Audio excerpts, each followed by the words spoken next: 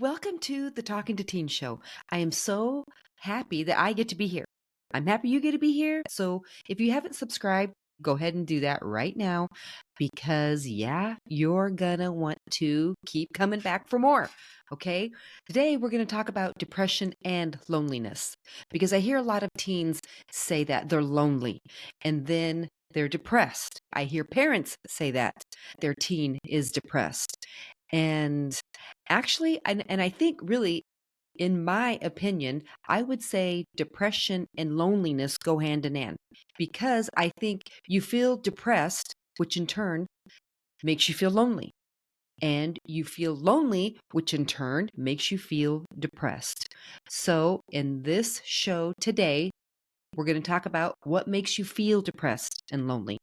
And do you want to stay depressed and lonely? And what can you do about feeling this way? All right. Feeling depressed and lonely can come from different things. It can come from a breakup, which we've talked about in a previous show. And if you haven't watched it, you can go back to that, but not yet. You got to watch this one first. And then you can go back to other shows that you haven't watched. Another way is, I would say, that depression and loneliness can come from your relationship, that it's not the way you would want it to be. The image you have of your relationship is not anything what it really truly is. So then again, that makes you depressed. And then you feel lonely in your relationship. Okay. So, but regardless of where this depression and loneliness comes from, something you need to really kind of think about, step back and be like, wow, okay, what are you going to do about it? Okay. Because that is a real question that you need to think about. And maybe you don't even realize that you're depressed and lonely. Maybe you're just like, wow, I just feel down. I'm not even sure why. But now that you're watching this, maybe now you're going to maybe see some signs that maybe you've lost your appetite, that you don't want to do anything anymore, which I know sometimes the weather, okay, can have something to do with it. If it's dreary and gloomy out, winter, cold, gross, and icky, that can kind of cause some depression within you. But if you're staying there and this seems to be an ongoing thing, all right, then this is something that you need to be thinking about, okay? Again, some of the signs of that are you just don't want to do anything, that you just feel so blah almost all the time and you just can't shake it. Or maybe you had a breakup. But if you then have been depressed because of that, and now you're feeling lonely, because like I said, I really do think the two go hand in hand. Because when you're depressed, you tend to be lonely, right? And lonely again, that tend to make that and being lonely, so within yourself and what you're thinking, it does tend to make you then feel depressed. Okay, gosh, I finally got it out, didn't I? What are some things that maybe are making you feel like that? Maybe just your circumstance, maybe some grades, maybe you wanted to make this specific team that you tried out for and you didn't make it. You didn't get to play in a sport as much as you wanted to. So then you tend to then kind of feel depressed. And then you isolate yourself from people, from your family, from friends. And then there kicks in the loneliness too. But hey, you can still be lonely in a group of people, can't you? So I know you know what I'm talking about. So just because there's people around you and it seems like people are having a great time, it doesn't mean that you cannot feel lonely. And some of the lonely part is because you're not heard, you're not listened to. And sometimes a lot of that can come from parents. Okay. Now I'm not here to bash on your parents or anything like that. All right. But sometimes you want to just talk to somebody and sometimes you feel lonely within your home because you don't feel like you're listened to, or even like you're totally fine. And then you come home and then you're instantly depressed and lonely. Like, it's like, what the heck? Where's this coming from? And then your parents are trying to, talk with you and see what's going on. And then you're like, nothing. I'm okay. I'm fine. No, you're not.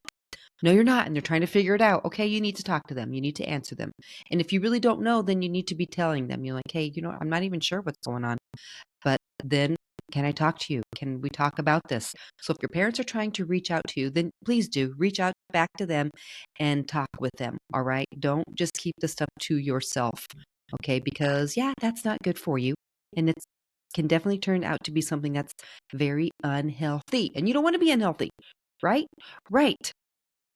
So I have a couple questions for you, okay, that I'd like for you to answer, like for you to respond to, because once again, this is, I want it to be interactive as much as it possibly can. Every one of these shows that I want to give you an opportunity to respond to me, okay, whether it be in private messages or that you comment on the show here, okay, because I definitely want to hear what you have to say. I want to read what you have to say, and I want to know what you have to say, okay? Because teens definitely are near and dear to my heart. So here's a question that I have for you, and that is, do you like feeling depressed? And the next question is, do you like feeling lonely? The reason why I ask these two questions is, do you like feeling depressed? Because sometimes people really do like feeling that way. And do you like feeling lonely? Sometimes people like to feel that way. And sometimes the reason why is because they want people to feel sorry for them. They want to feel like the victim, and they want self pity, and they want people to be like, "Are you okay?" And you're like, "No." Kind of like Eeyore when you've seen Winnie the Pooh and Eeyore. No, everything is fine. Oh, I'm okay. He's like always depressed, is super down in the dumps all the time. Don't be like Eeyore. All right. So when your parents are trying to talk to you and help you out, and you're like, it's okay. I'm all right. Don't worry about me. Okay. Now, come on now. Come on. Okay. Your parents love you. All right. And they want good things for you. So if you are feeling like that, I really want you to think about that. Are those reasons why? And I'm not saying every single person that's depressed and lonely, whatever, that they just want everyone to feel sorry for them. But I'm saying that sometimes people do. Sometimes people want that. They want people to feel that way towards them. And sometimes they just want everybody to kind of cater to them and their feelings and their emotions. So, I also remember when I was a teenager, not that long ago. And I remember, I'd feel depressed and I'd feel lonely. So I'd be in my room for like hours upon hours upon hours listening to my new Journey tape, not a CD and not something else on my phone. I didn't have a download of that I could put it on a playlist. It was an actual tape, and so I would listen to that, and then I'd write poems, and I'd be in my room. Seriously, it felt like days. I'm sure my family probably felt like that too. And I came from a really big family. So sometimes you just need to have some separation. It's like, wow, okay, you just want to have some time alone. And that's not always bad. And that's okay that you have some separation, but not to the point to where you just stay in your room for hours upon hours upon hours, and you only kind of sneak out is because you need some bread and water now. So then you hurry and quickly run back to your room because you don't want anyone to see you. And by the time you do come out, it's like 3 o'clock in the morning because you're thinking, oh yeah, everybody's in bed for sure. So those are not good signs. Okay. So it's okay to socialize. Yes, it's okay to have some space. It's okay to have some time alone, but not to the point to where you become depressed. And then you start thinking, well, I'm just so lonely and there's nobody here and nobody wants to talk to me. Yeah, they do, but you have to kind of put some effort for it. Okay. So sometimes teenagers, our emotions, our feelings, our hormones, all of that is real. And sometimes when you have those feelings with those emotions rising up inside of you, you just have to learn how to deal with that. Because there are some things that you can do. And sometimes one of those things is getting out of your room, which sometimes is a safe place, isn't it? And your bed is so comfy, cozy, and you got that blanket on you. It just feels so great. Yeah, I feel like that often myself. But we have to do things to be different, don't we? To get out of that. So here's some things too that can help you, okay? And that would be writing, whether it's writing out some poems but even writing out how you feel, that can actually be very therapeutic for you. Whether you just get a notebook, whether you have a journal, whether you're just writing it on a napkin, whatever it is that you find, and you just kind of start writing how you feel. Dear yourself, Okay. It doesn't have to be something so specific like that unless you want it to be. Or you can state it like, as you're writing, okay, I'm writing this today because Shawna, that lady on that Talking to Teen show, she told me to do this. So, however you want to start writing it, but just start doing it. And as you start writing, you might be amazed on how fast and what that pen, pencil, crayon, marker, whatever it is that you have in your hand, what will come out of that. And then sometimes, man, you're just like, it's such a relief. You're like, wow, I feel pretty good about that. You can go back and read it, and you might be surprised even what was written. And it doesn't mean you have to save it. Okay. As you start writing, things are just going to start coming out, and it's going to be, like I said, therapeutic for you. So try that and do that. And then after you do, you can let me know. Okay. Hey, Shawna, you know what? I did start writing, and it felt what? You tell me. It felt great. It felt horrible. I was miserable 10 times more. But you know what? I really, truly would like to say, I guarantee you that you will not feel worse when you wrote and you got some things out and off of you. You will feel better. But hey, let me know. All right. And then you can tear it up. All right. After you've done it, you can tear it up, rip it up to shreds, because it doesn't have to be something that you need to show people. It doesn't need to be that you even save it for something later. You just tear it up and then just put it in the trash. So it's not something that you need to be showing anybody. Unless, of course, you feel like you need to. All right. But that's up to you. Another thing that you can do is talking to someone who will listen to you, because sometimes when you keep things in, it's hard to find someone that you feel that you can trust, that you feel that will be able to, I guess, maybe even handle what you want to say, but really keep what you want to say in a confidential manner. But sometimes the things that you're saying, it really does need to be said to somebody. And if you're talking to a friend, I'm not saying that your friend, like don't go talk to your friend, but sometimes when you talk to a peer of your age, sometimes they cannot handle what you're saying because they truly cannot handle what you're saying. All right. And then if they want you to keep it confidential and it shouldn't be, then you put them in a bad position also, because now they got this burden, and you've told them some things, and now they're like, gosh, you know what? I really feel like I should tell my mom. I feel like I should tell their mom. Oh my gosh, I don't even know what to do. So you might need to go for sure and for real. Okay. Go find an adult that you can trust. And hopefully it is your parents. Okay. And if not, then you do find someone that you can trust, because at some point, I'm sure if it's something super serious, all right, then definitely your parents are going to eventually need to know. All right. Because sometimes things do need to be taken care of in a professional manner. And if that's the case, never be ashamed of that. Okay. Do not feel bad. Do not feel guilty. And do not feel like, oh my gosh, I never want that to happen. Hey, because sometimes that's just the way it is. All right. And even if you have to go talk to a counselor, don't feel bad about that, because it doesn't mean it's going to be forever or for the rest of your life.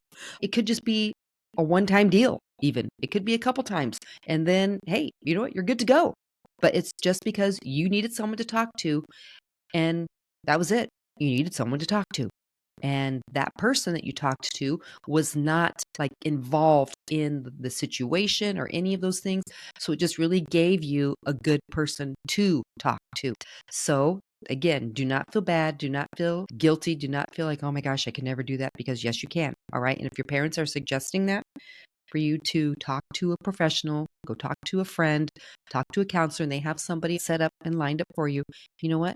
Don't make it bigger than what it needs to be. Take some deep breaths. It's going to be okay. It's going to be okay. You can do this, because it doesn't mean that you are getting on medication or anything like that. Um, and hey, and I'm not a doctor to be diagnosing you, because I'm not a doctor. Okay.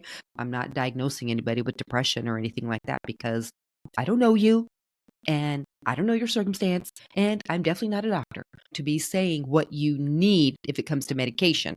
That's definitely something between you and your parents and a professional doctor, if that's the case. But that's something that you would need to be talking to if depression, loneliness, all those things become something so severe. Then definitely, hey, like I said, that's between you and your parents. But is what I'm talking more about is just sometimes where hormones have come in, our emotions have come in, and sometimes we feel sad, lonely, depressed. So that's more so the level that I'm referring to is just sometimes, we just need someone to talk to. You need to write some things down and get some things off of you. So in any of these cases, you absolutely need to be honest, okay? And first of all, because you need to be honest with yourself and with whoever you are talking to. Don't be trying to manipulate somebody. Don't be trying to make it seem like it's maybe smaller than what it is or even bigger than what it is. Just be honest, all right? Have your feelings, have what you want to say too, but be honest with the conversation. So if you are talking to even your friend, you're talking to your parents, just whoever it is, just truly be honest, be open, because that's going to be something that's going to help you the most, is truly being honest in the situation. Because you definitely cannot get the help you need if you are not going to be honest and truthful, because those two go hand in hand. Honest and truthful. You're not just talking about one, you're talking about both, okay? Honest and truthful. You definitely need to be both of those in order for you to even be better. So that's definitely what I want you to remember, okay? Because like I said, emotions and hormones are real. But here's the thing.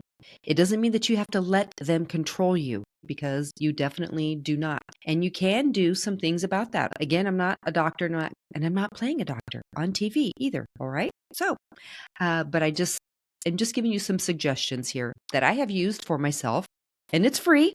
So that's nice. That's always nice, isn't it? Isn't that the saying? If it's free, it's for me. So this is just a suggestion. It might be something that you will maybe want to try, because that's something that if you're feeling depressed and lonely, that you do want to try then things, right, to get that off of you, to get away from that and not to be feeling like that anymore. So is what I'm going to suggest and what I will offer to you. Like I said, it's free. It doesn't cost you, lots of money or anything like that. And I know it can help you because you know what? It has helped me. There you go. Okay. But here's the thing on this too. All right. Isn't there always a but? But it will only help you if you really want the help. All right. And that's even the same thing. Hey, you can go to every single doctor, psychologist, all of those things, counselors, whoever. But if you really don't want the help and you really don't want to be different, well, you're not going to be. It doesn't matter how much medicine, doesn't matter how many doctors, but if you really don't want to be different, then you absolutely will not be in some of these cases. Again, I'm not trying to say that I know everything, because I definitely do not. All right. And I do know that some people, really do struggle with depression. So I'm not pretending that, that it can't be so severe and real for some people. Okay. But is what I'm going to be suggesting and offering to you today. Okay. Is because, like I said, it has definitely helped me. All right. And it helped me too, because I did want to be different. I didn't want to stay where I was. So what I'm going to say, it may not be the answer that you're looking for by any means, but it is a pretty darn good one, though. What I have to offer you is the long pause right now. Do you have any guesses what I'm going to say? Do you? Uh-huh.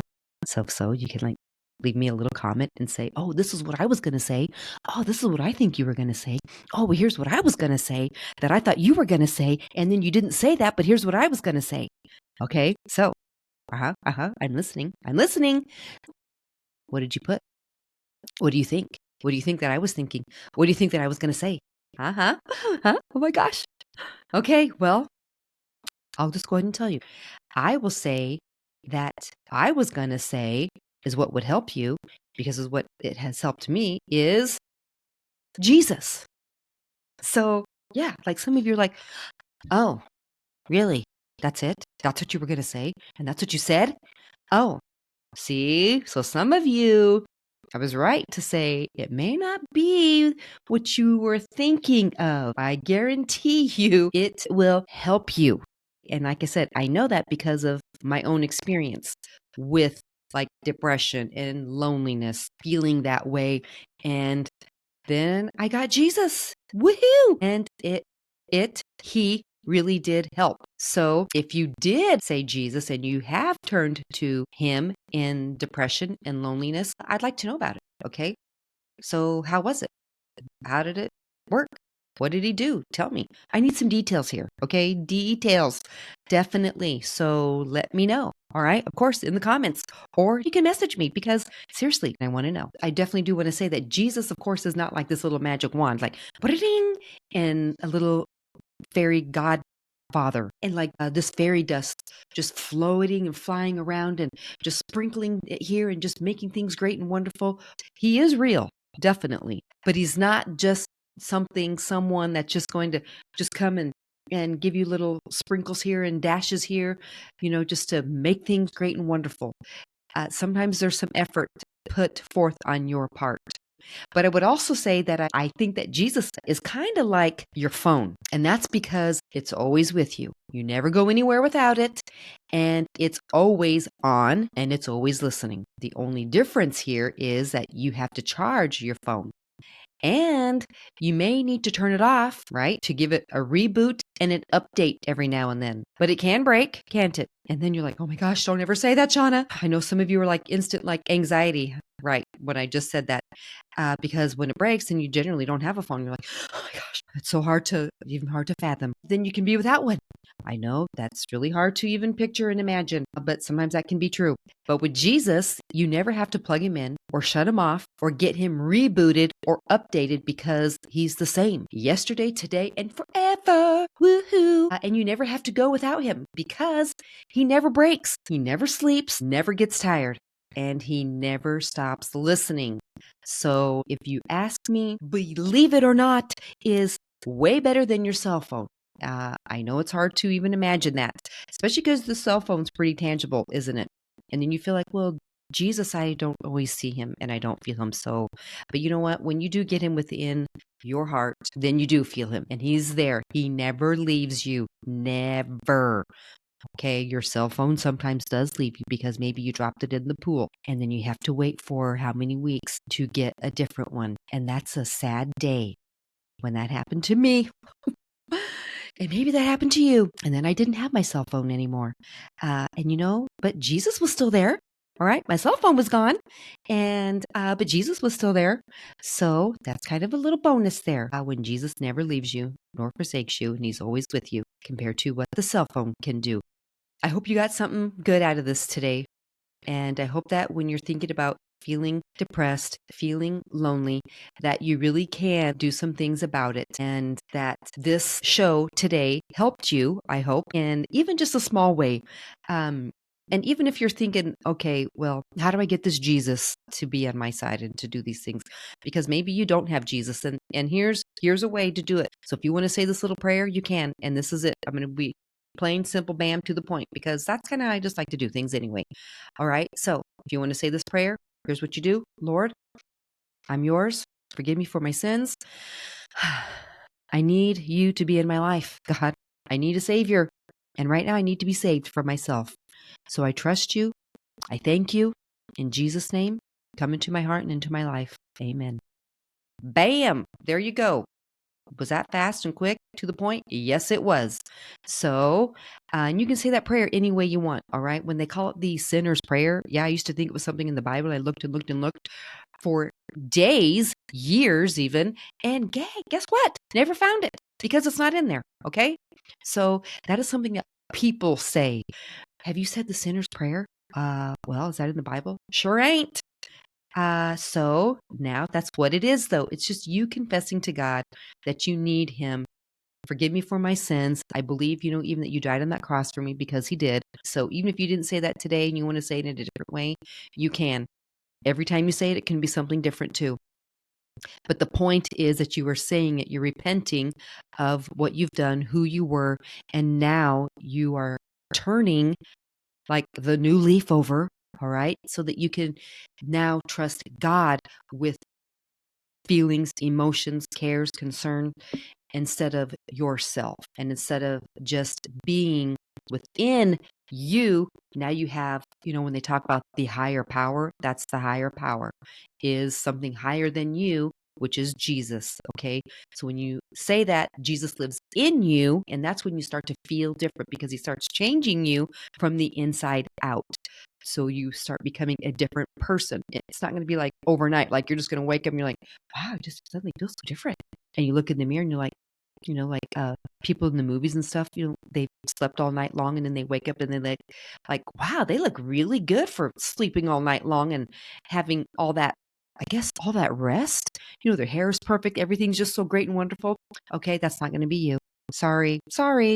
But God will change you, okay, from the inside out.